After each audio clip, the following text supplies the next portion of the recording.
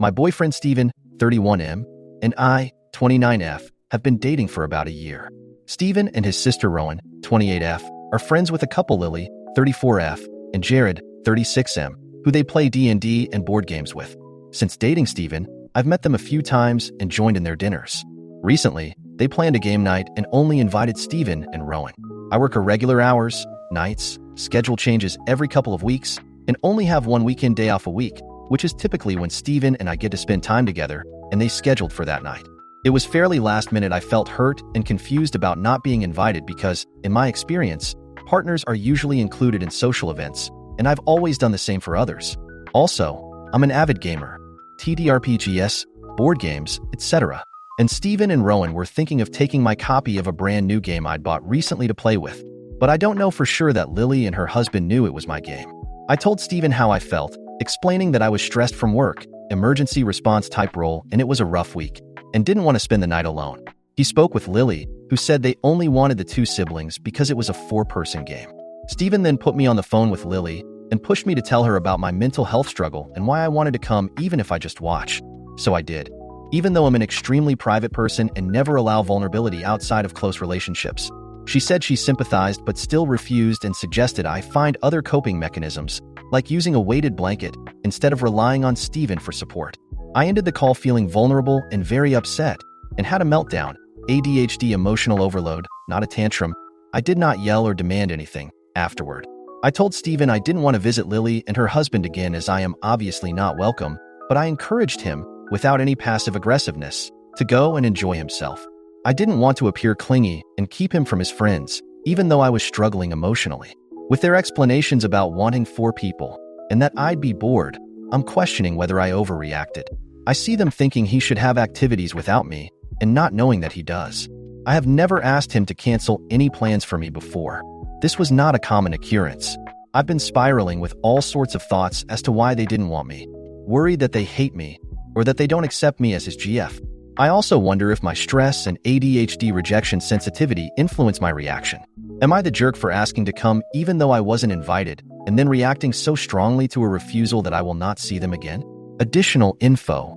Opie answers to a few concerns and a bit more backstory. Steven lives with his sister, Rowan, and they see each other all day because he WFH and she only works point. So I wasn't trying to take sibling time away. It was a board game night, not D&D. It wasn't something they do all the time, just a one-off.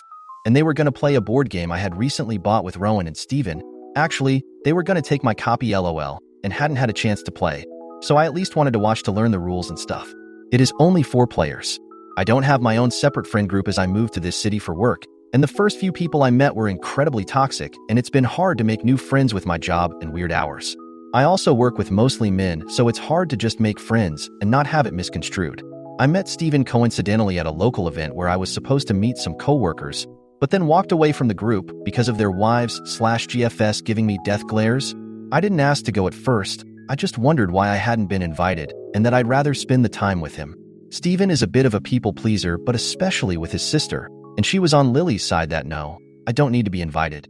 This isn't the only event where she's involved that I've been excluded from. So, anyway, he thought he could talk them into inviting me and then handed me the phone during that call. I don't think he realized the terrible position he put us both in.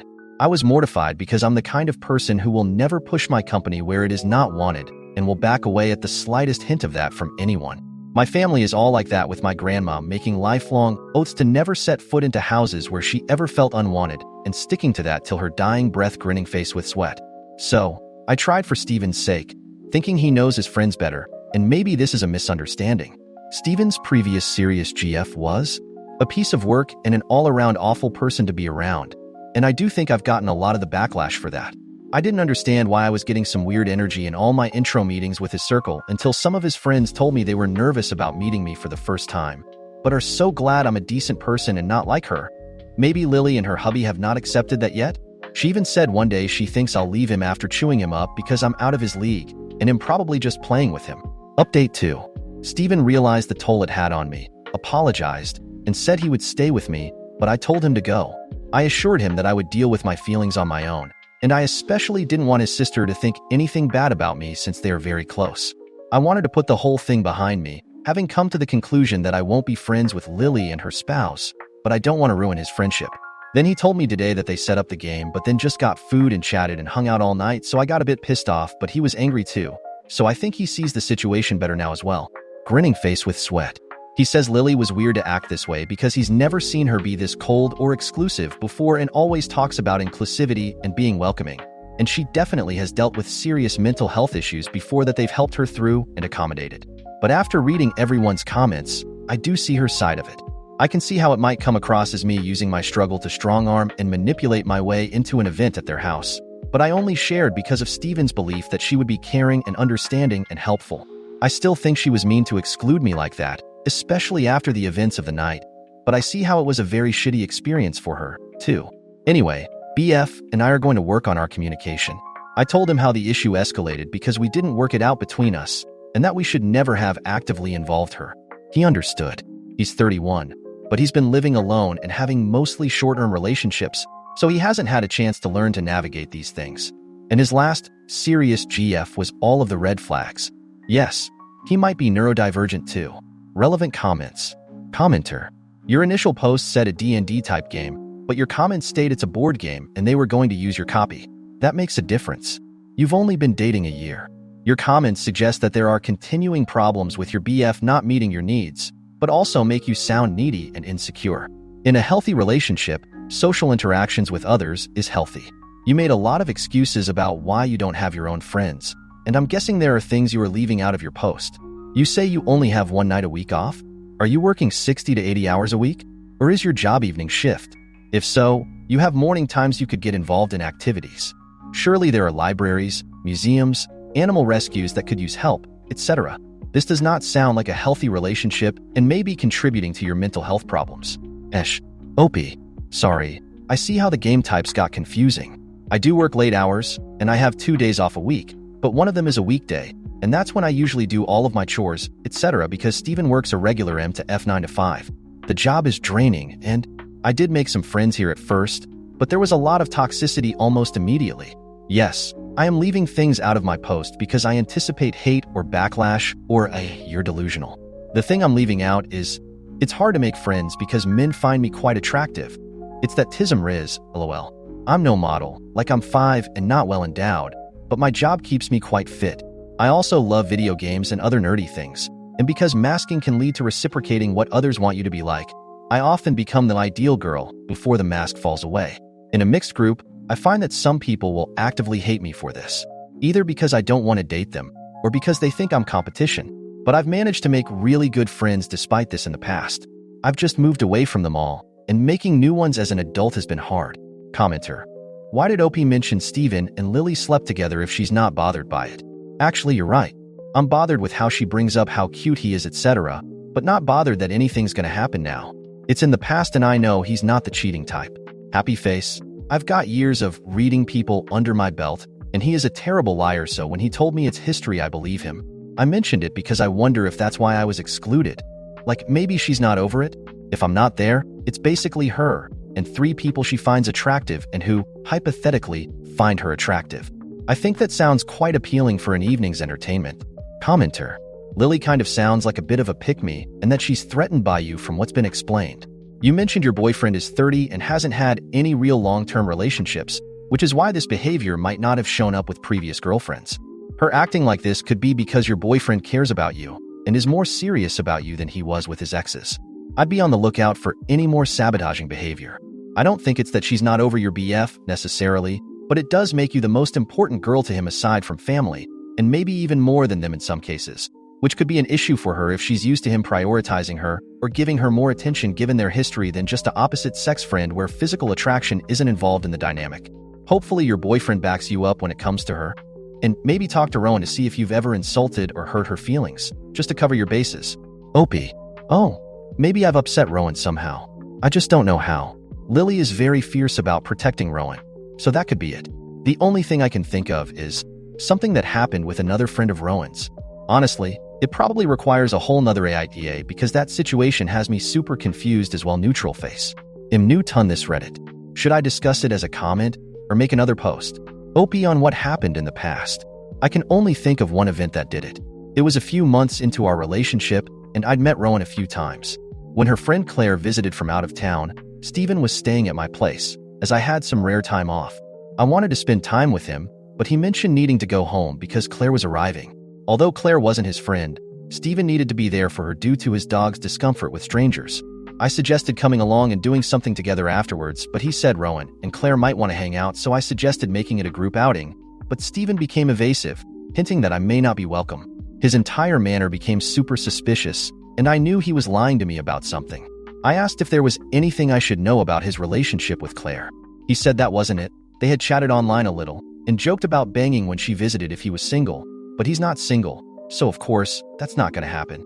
He said there was nothing between Claire and him, but Rowan might not appreciate me coming along, so he had to ask permission.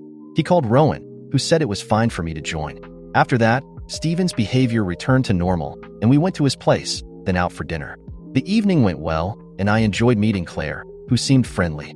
After dinner, I noticed Claire looking tired and made a comment I thought was harmless.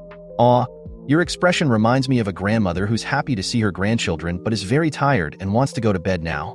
Claire was shocked and embarrassed, and Rowan gasped, saying, "OMG, that's savage."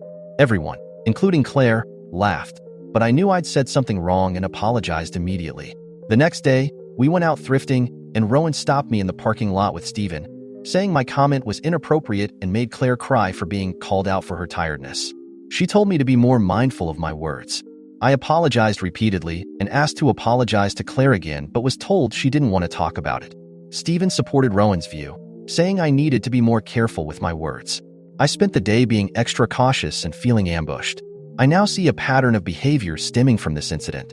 I worry that this might be why Rowan wants to exclude me from things.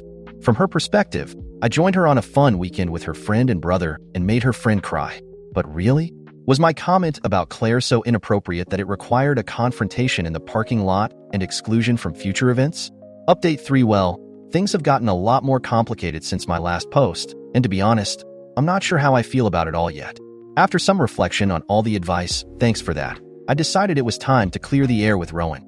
I thought if this was all rooted in that grandma comment I made to her friend Claire, it would be worth at least addressing. You know, rip off the band-aid. Find out if there was some secret resentment bubbling under the surface that I didn't know about. So, I texted Rowan to see if we could grab a coffee and chat. She agreed, which I took as a good sign. We met up, and things started off civil enough. I asked her directly if she felt any lingering tension from the Claire incident, or if I'd somehow hurt her feelings without realizing it. Her response? "Oh no, that's not it at all." But her tone was so evasive, I knew there was something more. So, I pressed, gently, asking what exactly it was that made her and Lily so keen on excluding me from their plans. And that's when the floodgates opened. Apparently, Lily's been feeling super territorial about Steven ever since they hooked up back in the day. According to Rowan, Lily has this bizarre idea that I'm some sort of threat, not to her marriage, but to her weirdly possessive friendship with Steven. It turns out, she's still nursing some twisted version of her feelings for him, even though she's married to Jared. Rowan spilled that Lily's always had this special bond with Steven, and now that I'm on the scene, she feels like she's losing her place in his life. So yeah, this wasn't about the four-person game or even my comment about Claire. It's about Lily being salty that I'm getting close to Steven and potentially taking away her role as the cool, hot friend who's always around. Rowan even admitted that she thinks Lily's been pushing her to keep me out of things so that Steven's life stays exactly how it was before I came into the picture. It was both infuriating and pathetic to hear. I was stunned. Here I was, twisting myself into knots thinking I was being overly sensitive, or that maybe I'd said something wrong. But no, it's all about Lily's weird hang-ups. And the kicker? Rowan said she was caught in the middle and didn't know how to balance things between me and Lily. She didn't hate me, but she was kind of following Lily's lead because, according to her, Lily's done a lot for me. At that point, I felt like I'd been hit with a truck. I couldn't believe how petty this all was, and I was kind of pissed that Steven had been so oblivious to it, or maybe he just didn't want to see it. I went home, and of course, I immediately told Steven everything. I expected him to be shocked, to maybe finally stand up to his friends and sister for how they've been treating me. But instead, he got super defensive. He was like, "That's just how Lily is. She's quirky and protective, but it's not that deep. She's married to Jared." I felt like I was banging my head against a wall. It's like Steven is willfully blind to the whole situation. He keeps brushing it off like it's no big deal, but for me, it is. I'm tired of feeling like the outsider in his life. I'm tired of Lily's passive-aggressive nonsense and Rowan's fence-sitting. The worst part is that now I'm starting to second-guess my entire relationship with Steven. If he can't or won't see how toxic this dynamic is, what does that say about us? I mean, I've already made peace with not being friends with Lily, but how can I keep dating a guy who refuses to acknowledge the problem? Anyway, Steven went to another game night last weekend. Same crew: Lily, Rowan, Jared, and I decided not to bring it up again. I didn't want to start another argument. But this time, instead of staying home, I decided to take a page out of everyone's book and go do my own thing. So, I went out for drinks with a coworker I'd become friendly with. It was just meant to be casual, but one drink turned into 3, and by the end of the night, we were laughing and sharing personal stories like we'd known each other for years. I felt free, lighter than I had in weeks. For the first time, I wasn't obsessing over what Steven and his little group were up to. It was nice to just exist without all the drama. But here's the thing. While I was out, Steven kept blowing up my phone. At first, it was innocent, just asking how I was and when I'd be home. Then it turned into, "Hey, are you okay?" And then, after midnight, "Where are you? Can we talk?" Apparently, Lily had been acting weird at the game night, asking Steven a bunch of questions about me and my coworker, making digs about how I was probably out partying while they were playing an innocent game. She even hinted that maybe I was cheating on Steven because I was suddenly so secretive. Steven said he laughed it off, but when he realized I wasn't answering my phone, he started to get paranoid. Now I'm wondering if Lily's actually managed to get into his head, because when I got home, he was in full-on interrogation mode. Where had I been? Who was I with? Why didn't I text back sooner? It was so ridiculous, especially coming from the guy who keeps dismissing all my concerns about his sketchy friendship with Lily. So now I'm sitting here, unsure of what to do next. Things with Steven are tense, and I'm not sure if I should confront him about his own double standards, or just let this thing fizzle out on its own. I'm at the point where I can't even tell if this relationship is worth salvaging. Part of me wants to give it one more shot, but the other part is screaming to cut my losses before I get even more tangled up in this mess. Update 4: after the whole interrogation fiasco, I gave myself a few days to think things over. I mean, the fact that Steven suddenly turned into Sherlock Holmes because I went out for drinks was absurd. I wanted to have a real conversation with him about everything. Lily's weird possessiveness, his double standards, the future of our relationship, all of it. So I decided we'd talk on Saturday when I had the day off. But, of course, things couldn't stay normal for long. I got a random text from Rowan on Thursday night, something along the lines of, "Hey, hope you're doing okay. Just wanted to say I'm sorry for how things have been going." It was weirdly vague, but I appreciated the sentiment. I replied, saying I'd be open to talking things through with her too, whenever she was ready. She didn't respond after that. Fine, whatever. I assumed she was just trying to ease the tension in her own awkward way. Then Friday rolled around, and I got home from work to find a giant, elaborate flower arrangement on my doorstep. And not, like, a casual bouquet. We're talking about the kind of over-the-top floral display you see in rom-coms where someone's trying to win back their ex. At first, I thought maybe Steven had sent it as some grand apology gesture. But when I opened the card, my jaw hit the floor. It was from Lily. The note read, "To the better woman. I'm sorry for everything. Let's have a fresh start, Lily." What? I was so confused. I had to sit down. I stared at that bouquet for a solid 10 minutes, just trying to process what it all meant. Was she apologizing for the game night exclusion? For being a toxic weirdo? For the creepy comments about my relationship with Steven? Did she actually want a fresh start, or was this some kind of mind game? Before I could even think of a response, Steven came home. I showed him the flowers and note, half expecting him to be as shocked as I was. But instead, he just sighed like this was the most normal thing in the world. He said, "Yeah, Lily mentioned she might do something like that. She's trying to make amends." Make amends? With flowers? This was the same woman who had subtly trashed me for weeks, and now she was sending me a romantic-level flower arrangement like it was no big deal? I demanded to know if there was something I didn't know about. Maybe a conversation between them that explained all of this. I mean, people don't just flip a switch like that. And that's when Steven dropped the next bombshell. Apparently, while I'd been out with my coworker last weekend, Lily had confessed to Steven that she was jealous of me. She claimed that ever since I came into the picture, she felt like she was losing her connection with him and Rowan. She also admitted that, yes, she still had some unresolved feelings for him. That's right, Steven's married friend just dropped a confession bomb on him while I was out living my life. And Steven, being the king of emotional oblivion, brushed it off and reassured her that they were just friends and that I wasn't a threat to their bond. He thought it was all no big deal. and that by her sending me flowers, she was trying to prove she wasn't harboring any bad blood. I was furious. I couldn't believe he'd kept this from me. All this time, I'd been doubting myself, thinking maybe I was reading too much into things, while he knew all along that Lily had actual feelings for him. And instead of addressing the issue head-on, he let her play these mind games with me. I told him, point blank, that this was the last straw. I was tired of being treated like an outsider in my own relationship. I wasn't going to keep pretending that Lily's behavior was harmless, and I certainly wasn't going to be gaslit into thinking I was the one with the problem. Steven just stood there, looking genuinely baffled by how upset I was. He said, "I didn't think it mattered. I'm with you, not her. Why should it affect us?" I actually laughed because at this point, the level of emotional ignorance was astounding. It did matter. It mattered because he hadn't respected my feelings, he hadn't drawn clear boundaries with Lily, and he had been completely dismissive of the toxic dynamics brewing between all of us. I walked out of the apartment to clear my head. I didn't know where I was going, I just needed space. I ended up driving around for a couple of hours, and in that time, I realized something. I was done. Done with Steven, done with Lily, done with this entire charade. When I got back, Steven was sitting on the couch, scrolling through his phone like nothing had happened. I told him I needed space and that I was going to stay at a friend's place for a while. He didn't fight me on it, didn't even ask why. Just gave me this resigned, "Okay, if that's what you need." I packed a bag, texted my coworker, the same one I'd gone out with the other night, and crashed at her place. I've been here for a few days now, and to be honest, I don't know what comes next. Part of me feels relieved to be away from all the drama, but another part of me feels a little lost. It's like I've spent so much time and energy trying to make things work with Steven and navigate the chaos that now, without it, I don't know where to put all my focus. Update 5. After I moved in with my coworker for a few days, I took some time to really reflect on what I wanted. Being away from Steven, Lily, and all the drama gave me a clarity that I'd been missing for a long time.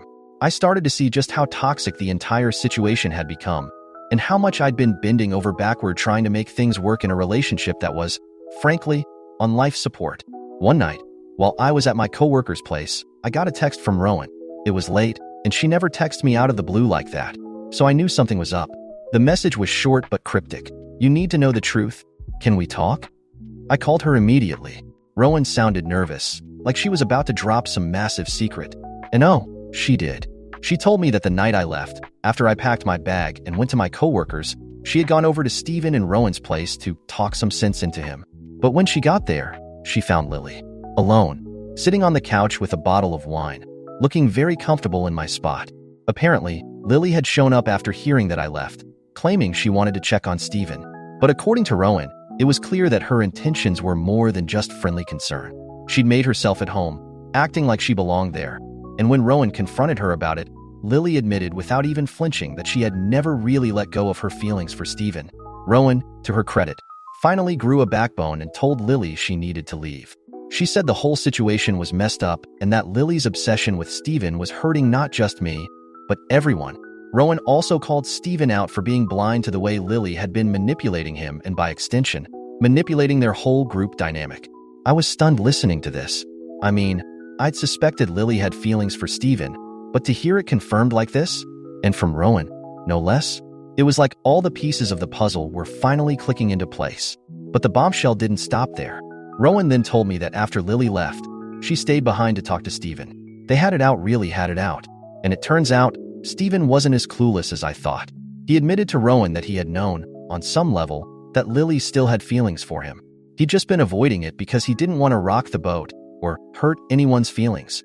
Classic Steven, always the people pleaser, never willing to confront things head-on. Rowan was furious. She told him that by not setting boundaries, he'd let things get out of control and that it was his fault things had gotten this bad with me. She didn't mince words. She told him that if he didn't fix this mess immediately, he was going to lose me. And she didn't think he'd find anyone who would put up with the chaos the way I had. Here's where things get really interesting. After Rowan left, Steven tried to call me. A lot. But I wasn't ready to talk, and frankly, I wasn't sure if there was anything left to say. So when I finally called him back, it wasn't to hash things out, it was to tell him I was done. I told him I couldn't be with someone who let another woman interfere in our relationship like that. I couldn't stay with someone who would let me spiral and doubt myself while he kept quiet about the truth. But then, before I could get to the part where I officially ended it, Steven interrupted me. He said, "I know I messed up, I know I've been blind and careless, and I know I don't deserve another chance after everything. But I need you to know this. Lily isn't a part of my life anymore. I told her to stay away. For good. That stopped me in my tracks. I asked him what he meant, and he explained. After Rowan's confrontation, Steven realized just how deep in denial he'd been. He called Lily the next day and told her that they couldn't be friends anymore, that her behavior had crossed too many lines, and that he needed to focus on our relationship if I was still willing to give him a chance. He said she tried to protest, but he stood firm. He told her that whatever unresolved feelings she had, they weren't his to deal with anymore. He also said he was ready to go to couples therapy, ready to work on our communication, and to rebuild the trust that had been shattered. It was the apology I never expected to get, the resolution I didn't think he had in him. But here's the thing. As much as I appreciated the gesture, as much as I wanted to believe that maybe, just maybe, this was the turning point, I realized that it was too little, too late. I'd spent so much time fighting for this relationship, trying to be patient, trying to understand Steven's perspective, trying to navigate the constant interference from Lily and the passive support from Rowan. And now, when Steven was finally ready to put me first, I didn't have it in me to keep fighting.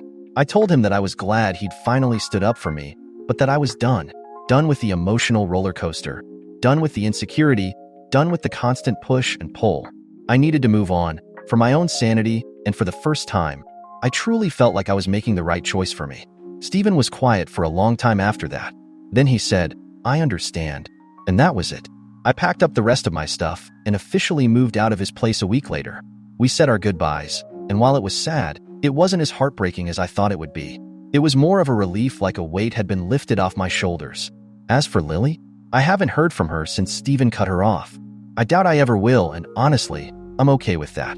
She can play her mind games with someone else. I'm done being part of her weird love triangle fantasy.